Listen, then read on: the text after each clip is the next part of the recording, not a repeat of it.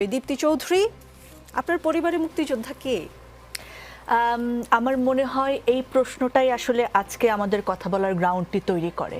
আপনি এই প্রশ্নটি নিশ্চয়ই করেছেন, কারণ আপনি সোশ্যাল মিডিয়াতে এই প্রশ্নটি অনেক দেখেছেন, কিন্তু আপনি উত্তরটি সেই পরিমাণে দেখেননি। উত্তরটি কিন্তু আমি দিয়েছি, উত্তরটি আমি দেওয়ার চেষ্টা করেছি।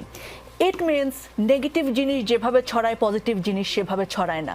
একটা মুক্তিযোদ্ধা পরিবারের সন্তান হিসেবে, যেখানে আমার দাদা মারা গেছেন আজ থেকে প্রায় 12 বছর আগে, এবং যেখানে তিনি কোনো ধরনের মুক্তিযুদ্ধের ক্রেডিট নিতে চাননি, যেখানে আমার পরিবার থেকে আমরা কোনো ধরনের সুবিধা নিতে চাইনি, সেখানে এই সময়ে দাঁড়িয়ে এই প্রশ্নের উত্তর দেয়া আমার মনে হয় আমার দাদার জন্য অপমানজনক, আমার জন্য অপমানজনক, এবং মুক্তিযুদ্ধের পুরো প্রজন্ম যারা কোনো সার্টিফিকেটের জন্য যুদ্ধ করেননি তাদের জন্য অনেক অপমানজনক।